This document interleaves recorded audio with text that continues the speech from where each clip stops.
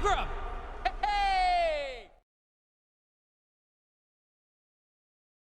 English director, screenwriter, and producer Edgar Wright has a very distinct style to his films.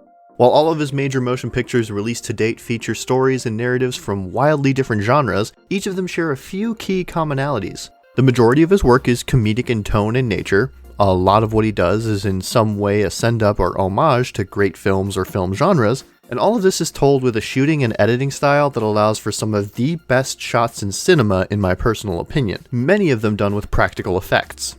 But Edgar Wright is known primarily for 5 films, those being the 3 entries of the Cornetto trilogy, Shaun of the Dead, Hot Fuzz, and The World's End, and most recently for his Grand Theft Auto-inspired heist film, Baby Driver. But between Hot Fuzz and The World's End came another project from the acclaimed director, one that was both at odds with and perfectly in line with his usual frenetic style of storytelling, action, comedy, and directorial strengths.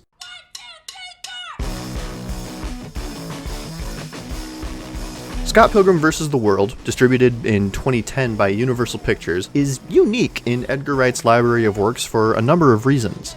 For one, the entire film is based on a pre-existing property. Rather than being a send-up to popular genres and films of the past or wholly original works, instead, this one pulls directly from the graphic novels illustrated and written by Canadian Brian Lee O'Malley. His work may not be as well known as Edgar Wright's, but they're still fantastic to consume. Aside from Scott Pilgrim, he's known for having written and illustrated the graphic novel Seconds, as well as having done the cover art for the 2012 indie game Fez, which, if you know anything about the game and its developer, I'm just gonna keep from saying too much more than that here. The game's alright. For our purposes today, we'll be talking about O'Malley's most well-known work to date in Scott Pilgrim. I mean, obviously you saw the title and you know what you're getting into. But along with that, you also know that this is a collaboration. To make this whole ordeal a little easier and to help deflect some potential criticism away from me, I've brought in fellow small-time YouTuber It'sOcean to help me illustrate my point. Say hi, Ocean. Whoa, wait a second. I thought you said that we were doing this as a team because you valued my input and criticism on the film. Yeah. What did I say? Whatever. Alright, so with that out of the way, let's just get into it. Hey, it's your channel. You lead the way.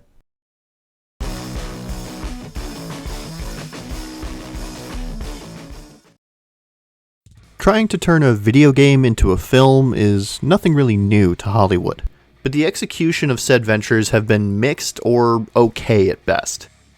My personal favorite video game film is 1995's Mortal Kombat, directed by Paul Anderson, and even though there are objectively better video game films out there, this is still my personal favorite just because it's pure fun.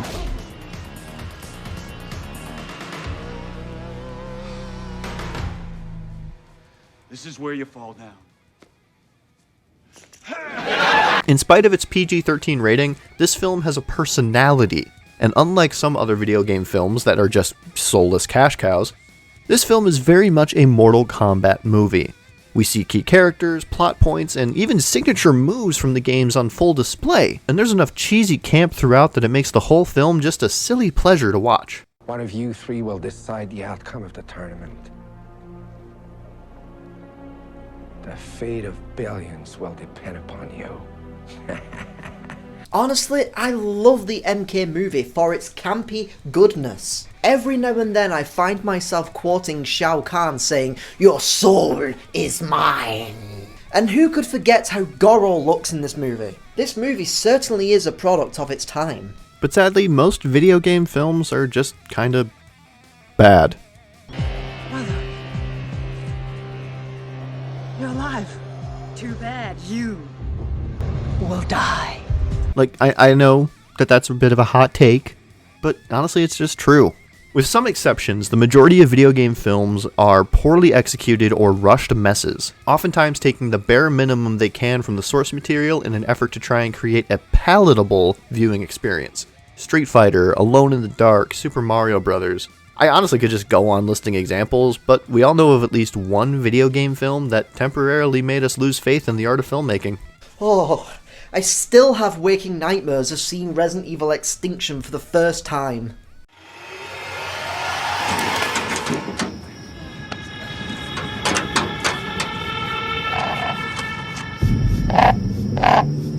We all do, buddy. We all do. But thankfully, this is not the only type of video game film out there. In more recent history, we've seen an effort to make films based around the culture of video games, rather than just base them on the games themselves to, well, still mixed results. In 2012, Disney released Wreck-It Ralph, a story about a Donkey Kong knockoff villain with a crippling root beer addiction, who is tired of being the bad guy, and thus he sets out to prove that there is more to him than just smashing buildings every day. The movie showcases real-life problems, such as dealing with an existential crisis, coming to terms with your role in segregation, PTSD and dictatorships, all while being a silly, fun and appropriately whimsical look at the nostalgic world of video game arcades, and the history of the medium as a whole. The references to video games are not the core focus of the film, really contributing to the actual plot of the movie, and rather offers set dressing or Easter eggs for fans. Meanwhile, more recently we have Ready Player One. Adapted for the screen by the book's original author Ernest Cline, Ready Player One follows Wade Watts as he travels through a massive multiplayer online virtual reality world called the Oasis, in his quest to complete the late creator's scavenger hunt to earn control of the game world itself. Its story is basic, its main characters are generic at best considering most of them get barely any agency in the story, and the film is so overstuffed with pop culture references that don't really contribute much to the overall story other than being there that it just gets frustrating. It's frustrating. It's frustrating. It's frustrating. It's frustrating. Sounds like you have a lot of opinions on that one. I do, but this isn't the time or place for that. My point is, there are films like these out on the market that can be considered game films, but don't have to be based on video games themselves to achieve that moniker. And the one that I personally feel that contributes most to that idea is Scott Pilgrim.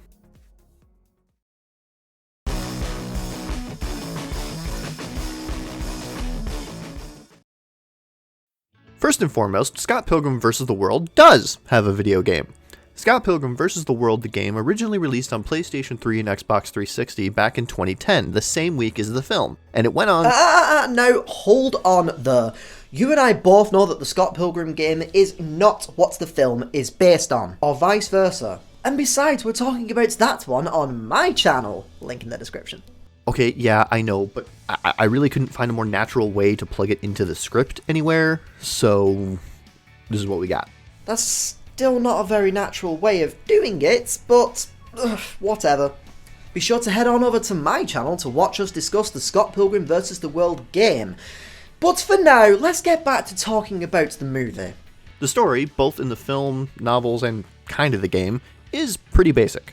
Scott Pilgrim, a 23-year-old Canadian who lives in Toronto with his roommate Wallace Wells, plays bass in an unsuccessful band called Sex Bob-omb and is dating a high schooler. As his band enters the Battle of the Bands, Scott crosses paths with Ramona Flowers, a manic pixie dream girl who can travel through his brain to deliver packages for Amazon Canada. Which is honestly the least weird part of the whole ordeal, really. I mean, then again, I consider Psychonauts to be my favorite game ever, so maybe I'm a little biased towards using other people's brains as a mean for travel and self-discovery.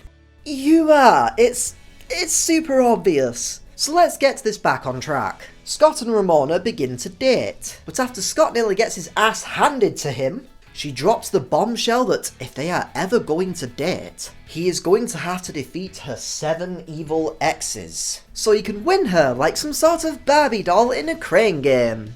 Cue a silly number of fight scenes and a subplot about cheating on people, and boom, you've got the plot.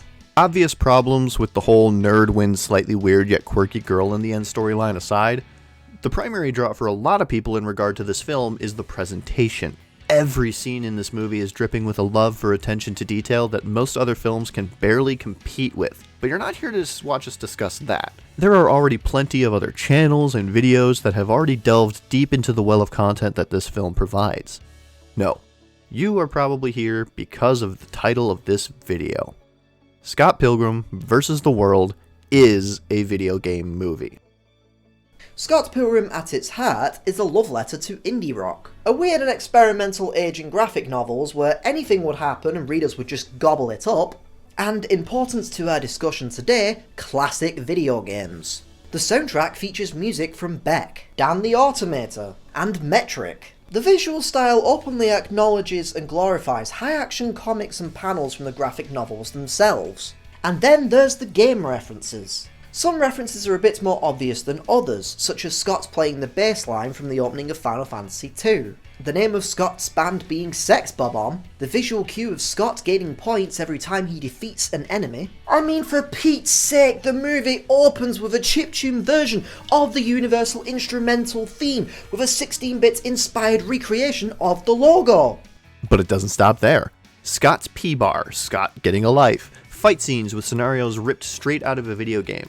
A good majority of the scenes in this movie contribute to the referential nature of it, and each one either works as a fun little gag or joke thrown in for good measure, or directly affects the plot of the film.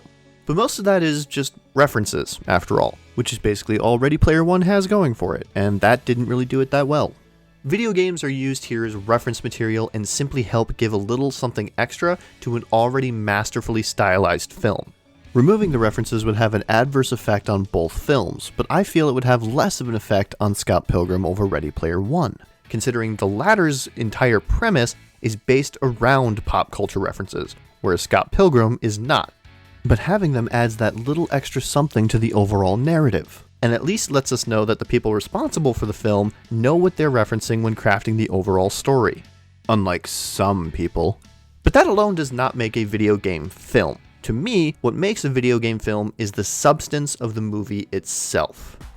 Ultimately, Scott Pilgrim vs. the World is about a do-nothing loser who can't commit to anything, other than his shaky at best commitment to his band, all while he's trying to figure out his life without actually doing anything in it. He doesn't really learn a lesson during this film, rather going along for the ride, and just sort of ends up with his manic pixie dream girl that he left his high school age girlfriend for halfway through. There's no moral to be understood, there's no lesson to be learned, and it's ultimately just about the journey. Scott is a giant jerky dick, and yet he is rewarded with the girl of his dreams just for making it to the end of his adventure. Oh, don't feel too bad about any of that, because for most of the film, Scott gets the ever-loving crap beaten out of him.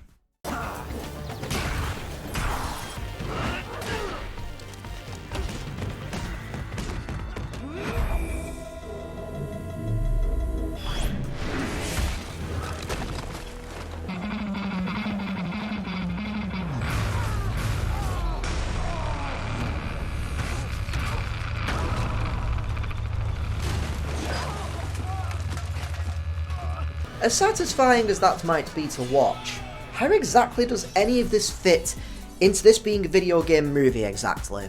Well, Scott being a guy who solves his problems with his fists first certainly puts him in the company of most video game protagonists. But then there's the other more subtle things about the movie. The fights themselves are choreographed wonderfully, but are accented with hit effects, sound bites, dust, and a whole host of CG goodness to make hits either more impactful or drive home the absurd nature of the situation.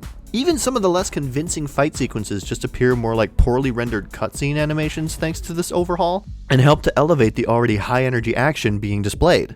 Aside from just the visuals though, we're also introduced to a roster of side characters constantly trying to tell Scott what to do as if they were quest givers. Things like, get a job, break up with knives, stop being a dick. Each one gives him a clear goal to accomplish, much in the same way an in-game quest giver or an achievement list might, and helps to give our directionless protagonist the stand-in for the player character in our video game analogy, a purpose to fulfill outside of just beating bosses. Alright, so references appear all over this movie. The main structure of this film is like that of a boss rush or beat 'em up video game, and there is enough incidental connections that can be made that could turn this into a video game. What with the quest givers, the visuals, and more. Is that really all that makes this a video game movie? Almost.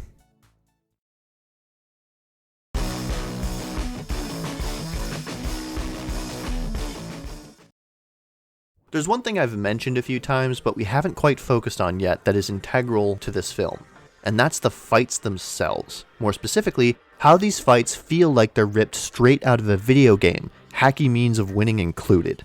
In the process of trying to win the rights to smooch Ramona, Scott uses his feet, his fists, guitar, and a buttload of energy that he gets from all of that Coke Zero and 2 different swords that seem to magically appear from the centre of his chest because reasons to take on his opponents. Each fight of the evil X's is distinct from one another, much in the same way that a game will differentiate the bosses to make things more interesting for the players. And Scott wins some of these fights by using his cunning rather than using brute force. For instance, in the fight with Todd Ingram, Evil X number 3, Scott manages to take him out after losing their base battle by making Todd go against his vegan diet, bringing the vegan police down on him and removing his powers much in the same way one might call in an assist from a game. It's only when Todd is powerless that Scott is able to defeat him in an unnecessarily brutal fashion. Something that I'm glad actually gets called out in the film. Sorry, I guess. Sorry. You just headbutted my boyfriend so hard he burst. Or how about with Lucas Lee, Evil X number 2? Scott gets the absolute crap beaten out of him by Lucas Lee and his stunts team, only then to play off of his ego and send him down an icy stir railing on his skateboard to his untimely demise.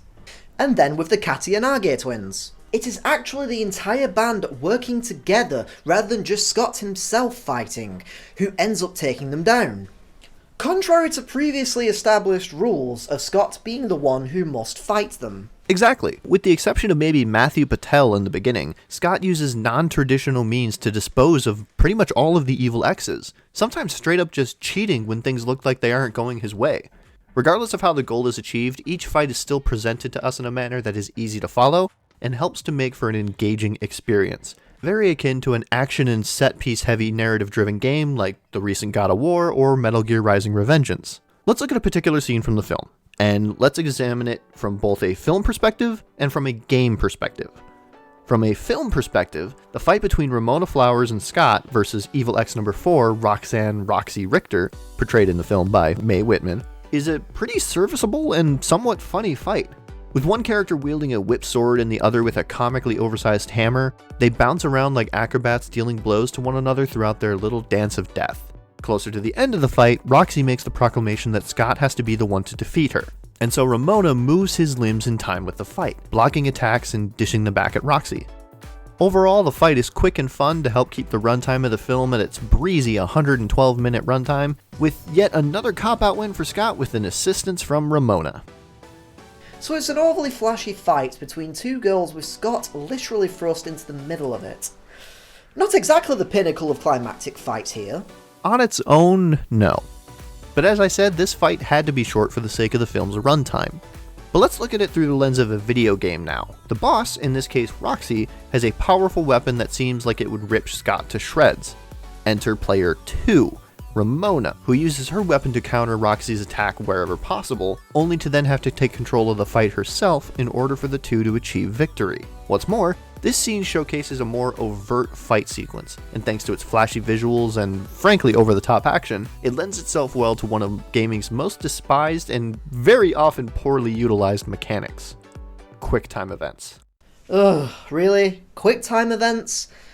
I thought we were trying to make a case this being a positive adaptation of video games, not chase away everybody that played that Avengers game from Square Enix. QTEs are a touchy subject within gaming, but when handled well, they can be effective in selling scale to a fight or giving the player agency in an otherwise heavily scripted cutscene. If you slow down the action in this fight before each hit and allow time for a button prompt, it feels like it could be in the hands of the player. Couple this with the visual style of the film and the fact that Scott is literally being controlled by another person towards the end of the fight, and I say you have a pretty good case for a video game movie here.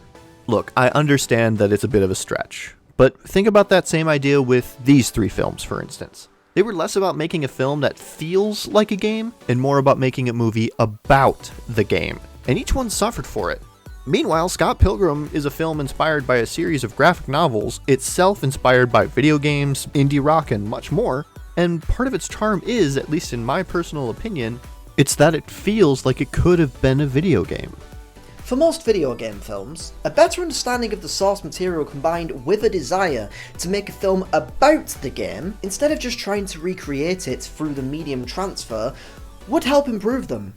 But that doesn't mean that to make a good video game movie it needs to feel like a game. But understanding that this is a film based on a game, should lend it some license to be more over the top and bombastic. And nowhere is that mentality more on display than in Scott Pilgrim vs. the World. The bottom line is that Scott Pilgrim is first and foremost a film. Nothing can change that.